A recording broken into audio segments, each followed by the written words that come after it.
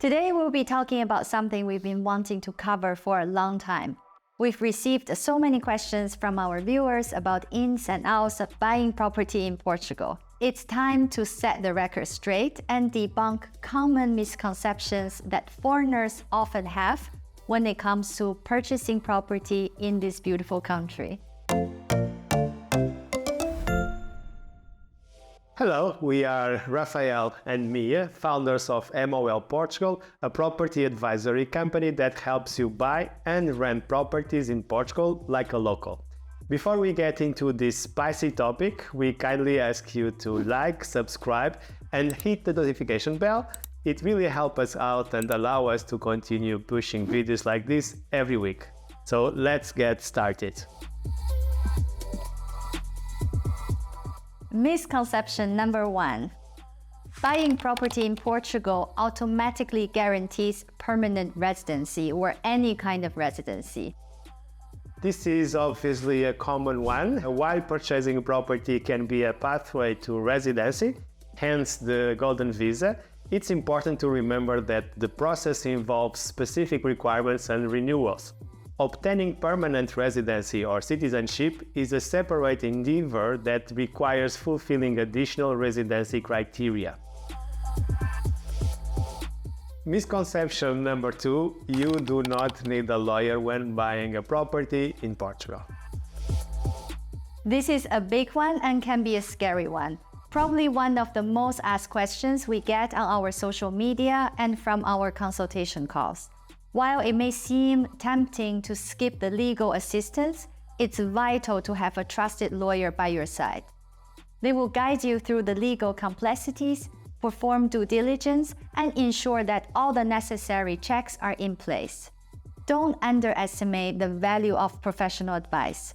The amount of things that can go wrong without hiring a lawyer are significant enough that we honestly believe you end up saving a lot more money with a lawyer on your side. And as I always say, even for our own properties that we purchase for ourselves, we use lawyers to help us. Misconception number 3. All properties in Portugal can be converted into short-term rentals.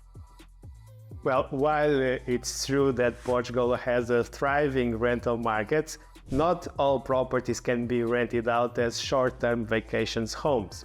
You definitely need to apply for a short rental license to be able to do so, and certain municipalities have some limitations and different regulations for applying for new licenses. As an example, you can no longer acquire a short-term rental license in almost the entire Lisbon, and Porto is also closing most of the areas. So it's essential to research and understand the local rules before diving into the short-term rental market game. And misconception number 4.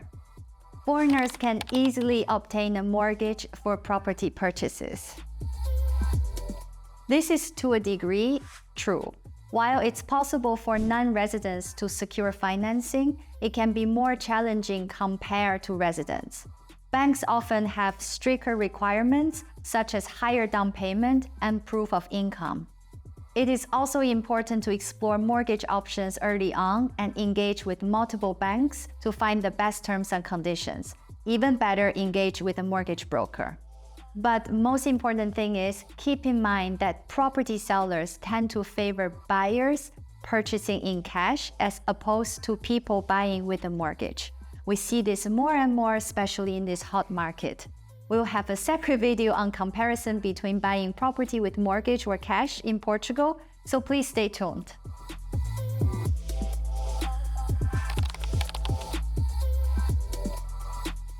There can be a misconception that buying a property in Portugal is always inexpensive and with yield immediately returns. While Portugal may offer more affordable property options compared to some other European countries, price can still vary significantly depending on the location and the property. Additionally, returns on investment can take time to materialize, and factors such as market conditions and property management should be considered. And no, you cannot get an ocean view villa in Algarve for €500,000 only. I am sorry to say this.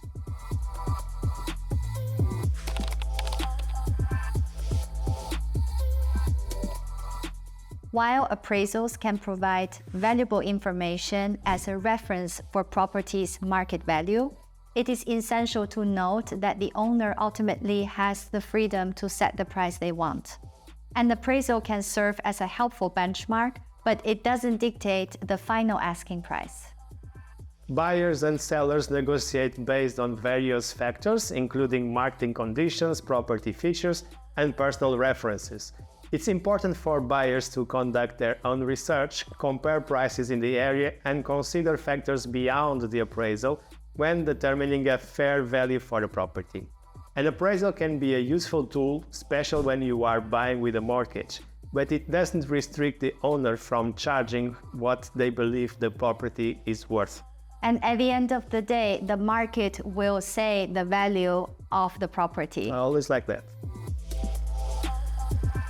Misconception number 7. Thinking that since everyone can speak English, then there shouldn't be any communication issues. Some overseas buyers might underestimate the potential language and cultural barriers they may face when purchasing property in a foreign country like Portugal.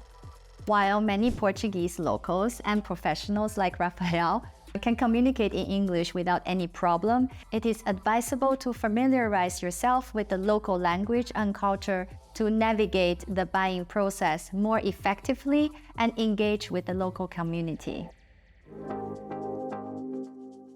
So there you have it, we've debunked some of the most common misconceptions about purchasing property in Portugal.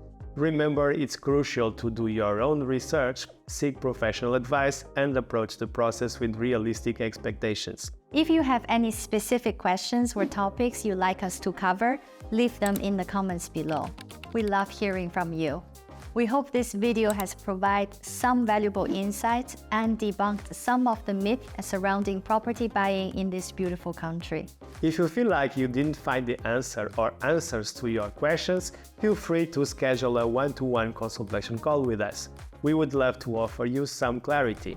You can find the link to schedule the call with us in the description below, along with additional resources on valuable information about moving to Portugal. If you'd like to know more about our services and how we can help you with the property purchasing process in Portugal, be sure to check out our services playlist on YouTube and visit our website, malportugal.com. As always, if you found this video helpful, make sure to like, subscribe, and hit the notification bell. We post new videos every week.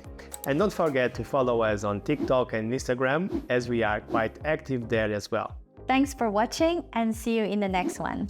See you. Ciao.